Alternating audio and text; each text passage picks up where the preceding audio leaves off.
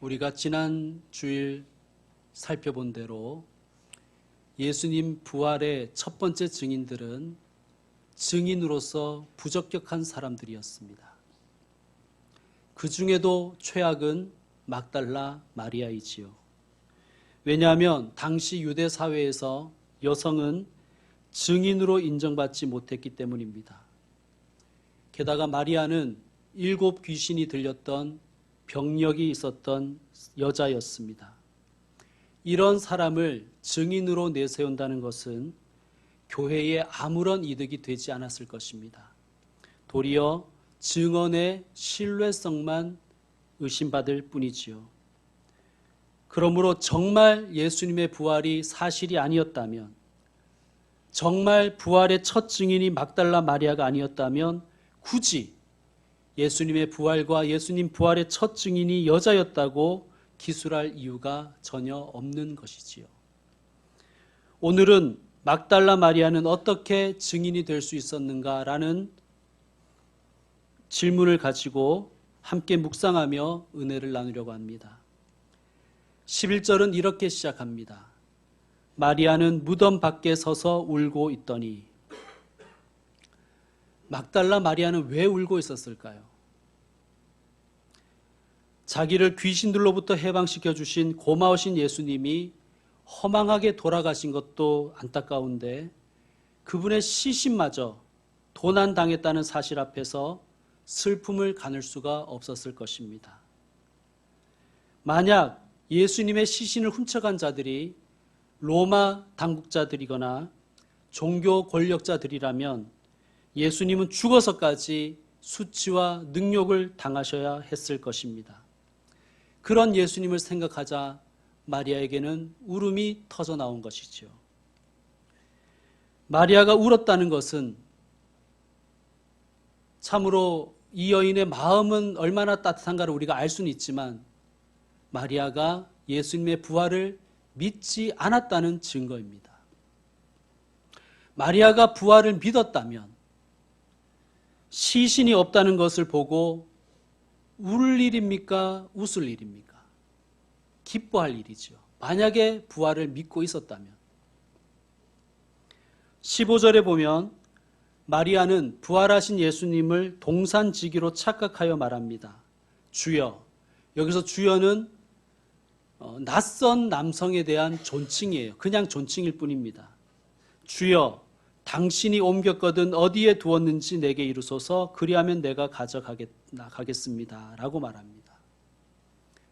대단하지요. 아무리 힘이 센 여자라도 어떻게 남성 시신을 혼자 옮길 생각을 할까요? 그만큼 마리아는 예수님을 사랑했다는 것입니다. 흠모했다는 것입니다.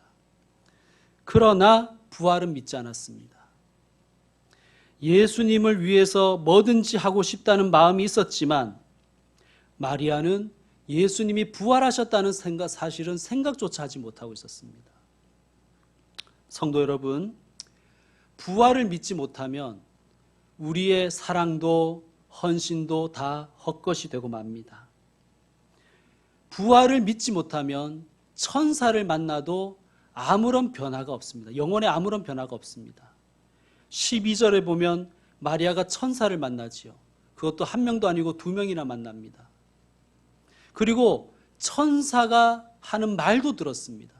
뭐라고 했었냐면 13절에 보면 천사들이 이르되 여자여 어찌하여 우느냐 이르되 사람들이 내 주님을 옮겨다가 어디 두었는지 내가 알지 못함이니이다. 천사의 말도 들었지요. 그러나 마리아는 아직 예수님이 부활하셨다는 것을 믿지 않습니다. 내 주님을 옮겨다가 어디에 두었는지 내가 알지 못함이니이다 라고 마리아가 했지만 진짜 마리아가 모르는 것은 예수님의 시신이 어디에 있는지가 아니라 예수님이 죽은 지 사흘 만에 부활하신다는 그 약속이 이루어진다는 사실을 그는 알지 못했던 것입니다. 여러분 생각에는 저같이 부족한 사람 목사 말고 천사가 나타나서 설교하면 좋겠지요. 그러면 많은 사람들이 더 많이 믿을 것 같고 나도 신앙생활 더 잘할 것 같다는 그런 생각이 들지요. 천만의 말씀입니다. 그렇지 않습니다. 우리가 부활을 믿지 않으면 천사가 나타나 설교한다 해도 우리의 영혼에는 아무런 변화가 없습니다. 내가 알지 못함이니이다. 불신이 무지를 낳고 무지는 불신을 낳는 그러한 계속해서 악순환이 벌어지는 것입니다. 마리아가 정말 몰랐던 것은 예수님의 시신의 행방이나 소재가 아니라 예수님이 누구신가 하는 것이었습니다. 성도 여러분, 우리들은요, 알아야 할 것은 모르면서 몰라도 되는 일은 자기만 모를까봐 애간장이 다 녹지요. 그래서 자꾸 헛힘만 쓰는 것이 우리의 실상입니다. 알아야 할 것을 알고 믿어야 할 것을 믿는 분들 되시기를 축복합니다. 여러분 14절 말씀 읽어주십시오. 14절 말씀 시작.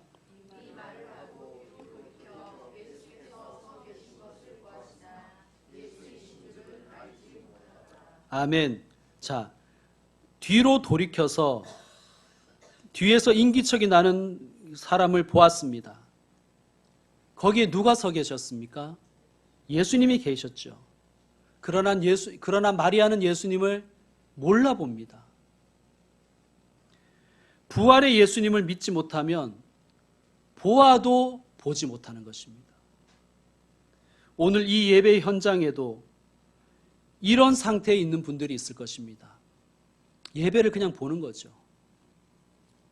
예배를 보고 있습니다. 주님은 전혀 만나지 못하는 거예요. 성경을 펴서 성경을 읽습니다. 그냥 성경을 보는 거죠. 그런데 예수님은 만나지 못합니다. 예수님을 알아보지 못합니다. 성도 여러분, 우리에게 믿음이 들어오기를 원합니다. 믿음이 있어야 보이는 거예요. 믿음이 없으면 보아도 보지 못하는 것입니다. 자, 지금까지 마리아의 상태를 알아보았습니다. 마리아는 예수님 좋아했습니다. 예수님 사랑했어요. 또 예수님께 헌신하고자 하는 열정도 있었습니다. 그러나 부활에 대해서 무지했고 부활을 불신했습니다. 이랬던 이 여자가 어떻게 부활의 증인이 될 수 있었을까요?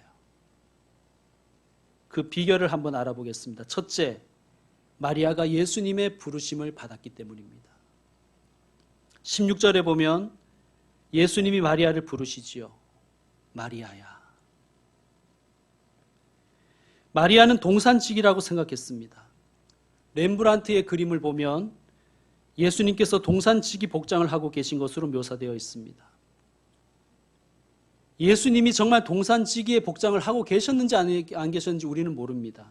중요한 것은 예수님이 부르시자 그녀의 눈이, 그녀의 영안이 열렸다는 것입니다. 마리아가 본 것은, 마리아의 육안으로 본 것은 분명히 동산지기였습니다. 그러나 예수님의 음성을 듣고는 예수님을 알아보게 된 것입니다.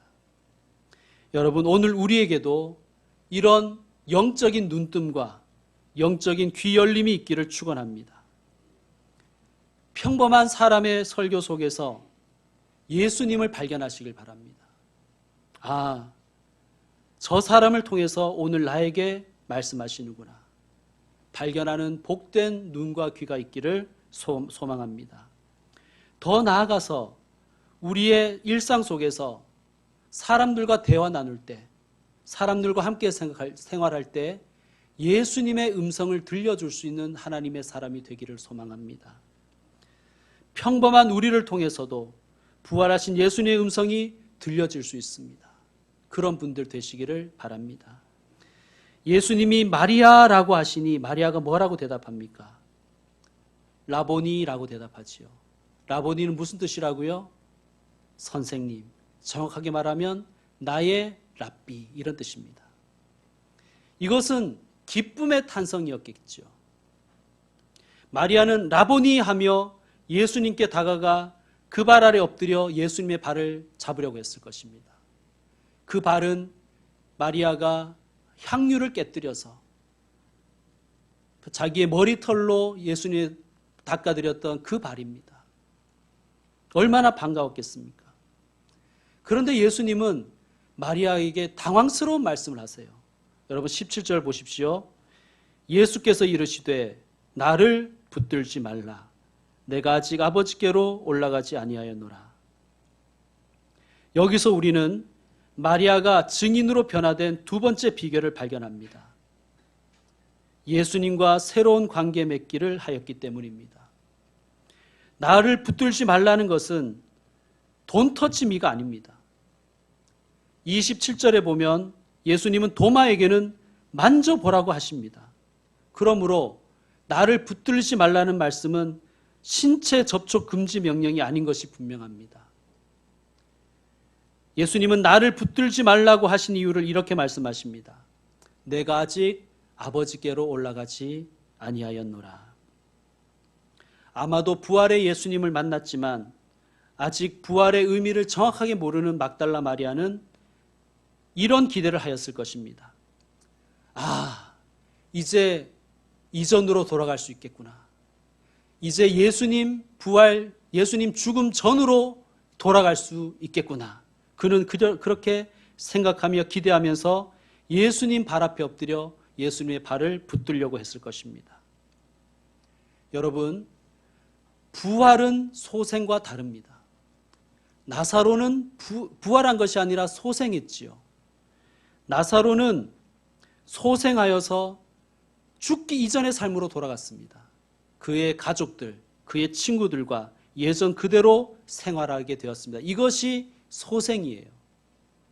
하지만 예수님의 부활은 죽기 전으로 돌아가는 것이 아니라 아버지께로 올라가기 위한 부활입니다. 예수님께서 승천하사 하나님 우편에 앉으셔야 우리의 구원이 완성되고, 그리고 중요한 것, 성령님께서 우리에게 오실 수가 있습니다. 성령님이 오시면 뭐가 달라지느냐? 우리의 신체가 달라지고 우리의 생활이 달라지는 것이 아니라 우리가 예수님과 맺는 관계가 새로워집니다. 그러므로 나를 붙들지 말라는 말씀은 더 이상 나와 육체적인 관계를 맺으려고 하지 말고 영적인 만남으로 나아가라라는 주님의 말씀인 것입니다. 2절과 13절과 15절에 보면 마리아는 예수님의 육신에 계속해서 집착하고 있습니다. 마리아는 다시는 예수님을 잃어버리기 싫었을 것입니다. 다시는 헤어지고 싶지 않았을 것입니다. 다시는 놓치고 싶지 않았을 것입니다. 예수님 곁에 계속 머물기를 원했을 거예요. 예수님, 이제는 절대 아무데도 가지 마세요. 여러분, 그런데 정말 예수님과 함께 하려면, 예수님과 영원히 함께 하려면 누구의 도움이 필요할까요? 성령님의 도움이 필요한 것입니다. 성령님의 교통케 하시는 능력을 우리에게 부어주셔야 예수님과 정말 함께 할 수 있고 영원히 함께 할 수 있는 것입니다. 자, 그러면 예수님이 말씀하신 이 성령님이 오시려면 어떻게 해야 됩니까? 예수님이 승천하셔서 하나님 우편에 앉으셔야 됩니다. 예수님은 오늘 우리에게도 말씀하십니다. 나를 붙들지 말라. 무슨 뜻일까요? 더 이상 옛 관계, 옛 정서, 옛 감정, 옛 삶의 태도로 나를 대하려고 하지 말라라는 뜻입니다.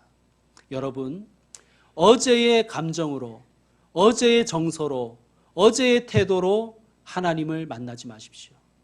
오늘 새로운 마음, 새로운 태도, 새로운 관계로 하나님과 만나시길 바랍니다. 그러므로 우리는 성령 충만을 늘 강구해야 됩니다. 성령으로 충만해야 오늘 새롭게 주님을 만날 수 있기 때문입니다. 마리아가 증인으로 변화될 수 있었던 세 번째 비결은 사명에 순종했기 때문입니다. 17절 후반을 보시면 예수님이 이렇게 말씀하십니다.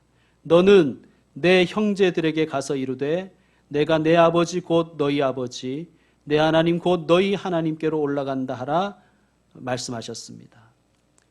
지금 예수님이 뭐라고 하시냐 하면 내가 갈 길이 있고 마리아 네가 갈 길이 있다라고 말씀하십니다.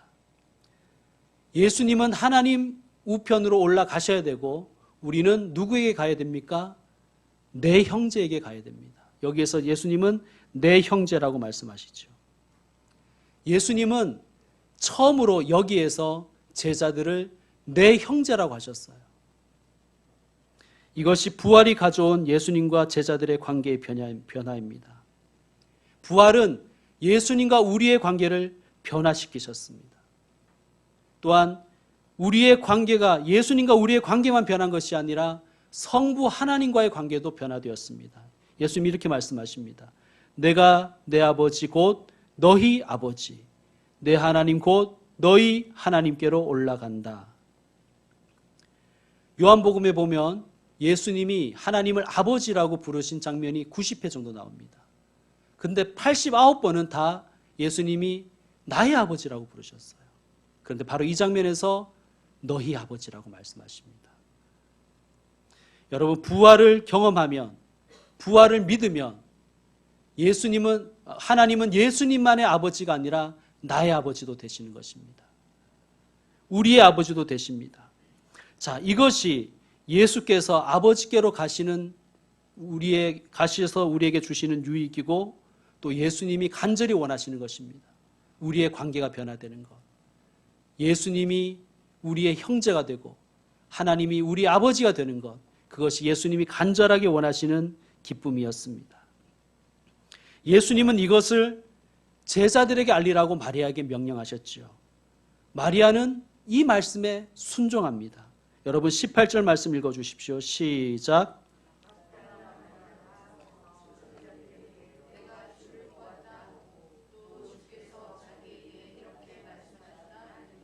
아멘. 내가 주를 보았다. 그 전에는 바로 직전까지 사명을 받기 전까지 마리아는 예수님을 뭐라고 불렀습니까? 라보니, 선생님, 나의 랍비여 이렇게 불렀습니다. 그러나 사명을 받자 그의 호칭이 변화가 되지요. 내가 주를 보았다. 주님과의 관계가 새로워진 것입니다. 이처럼 사명을 받은 자는 주님과의 관계가 새로워지는 것입니다. 그리고 또 마리아는 이렇게 말합니다. 주께서 이렇게 말씀하셨다. 주께 들은 말씀을 그대로 전하는 것이죠. 마리아는 예수님의 말씀에 그대로 순종하는 것입니다. 마리아는 그러므로 우리의 모델이 됩니다. 여러분, 마리아는 예수님 다시 만났다는 개인적인 기쁨에 취해 있지 않았습니다. 그는 예수님의 명령에 따라서 예수님의 증인이 되기 위하여 예수님이 가라고 하시는 곳으로 갑니다. 여러분, 우리도 마찬가지입니다. 예수님을 만나고 부활을 믿어지고 예수님을 나의 구주로 영접했다. 이 기쁨에만 머물려고 해서는 안 됩니다. 예수님 우리에게도 사명을 주십니다. 내가 말하는 사람에게 가라. 그리고 그에게 나의 복음을 전하라. 주님은 우리에게 명령하십니다. 예수님의 말씀에 순종해서 예수님을 전하고 예수님의 말씀을 전하는 것, 그것이 우리가 예수님과 새로운 관계를 맺는 방법인 것입니다. 여러분, 우리도 마리아와 같이 순종하기를 원합니다. 우리가 정말 부활의 주님을 옳게 믿는다면 마리아처럼 부활의 주님으로부터 우리가 전도의 사명을 받았음을 분명히 인정할 것입니다. 그러므로 우리도 이 사명에 순종할 것입니다. 예수님과의 새로운 관계, 영적이고 영원한 관계 속에 들어가시는 저와 여러분 되기를 축원드립니다. 이제 말씀 마무리하겠습니다. 말씀을 들을 때 우리의 영안이 열리는 줄 믿습니다. 첫째, 예수님은 마리아라고 불러주셨습니다. 여러분, 지금도 예수님은 여러분의 이름을 부르십니다. 예를 들어서 저를 이렇게 부르시죠. 형서가. 여러분을 부르십니다. 아무개야. 여러분, 이 예수님의 부르심을 여러분은 들을 수 있기를 소망합니다. 예배 드릴 때도 아무개야, 내 아들아, 내 딸아, 너 이제 왔느냐, 그렇게 부르시는 주님의 음성을 듣기를 원합니다. 성경을 읽을 때나 큐티할 때나 혹은 설교를 들을 때도 제일 먼저 나를 부르시는 주님의 음성을 듣기를 원합니다. 그것이 우리도 예수님의 증인이 될 수 있는 비결의 첫 번째인 줄로 믿습니다. 두 번째, 새로운 방식으로 나아가기를 원합니다. 새로운 관계 맺음으로 나아가기를 원합니다. 예수님 뭐라고 하셨습니까? 나를 붙들지 말라. 이전의 태도로, 이전의 방식으로, 이전의 정서로, 이전의 감정으로 오늘도 예수님 만나지 마십시오. 예수님은 새롭게 만나기를 원하십니다. 새로운 관계 맺음이 저와 여러분께 있기를 원합니다. 이를 도와주시는 분이 누구십니까? 성령님이십니다. 나의 힘으로는 불가능해요. 내가 오늘 새롭게 예수님을 만나려면 성령으로 충만해야 될 줄로 믿습니다. 그러므로 성령님을 구하시는 분들 되시기를 축원드립니다. 세 번째, 여러분의 사명을 순종하십시오. 예수님이 마리아에게 가서 내 형제들에게 전하라고 했습니다. 막달라 마리아가 해야 할 일은 가서 전하는 일이었습니다. 막달라 마리아 무엇을 전했습니까? 내가 주를 보았다. 주께서 이렇게 말씀하셨다. 우리도 마찬가지입니다. 우리도 사명의 순종자 되기를 원합니다. 마리아가 순종했다면 우리도 할 수 있지 않습니까? 마리아가 부활의 증인이었다면, 증인이 될 수 있었다면 저와 여러분도 될 수 있지 않습니까? 내가 주를 보았다. 주께서 이렇게 말씀하셨다. 우리의 일생을 통해서 이 선교와 전도와 가르침의 사명을 감당할 수 있는 은혜가 충만한 저와 여러분 되시기를 축원드립니다. 기도하겠습니다.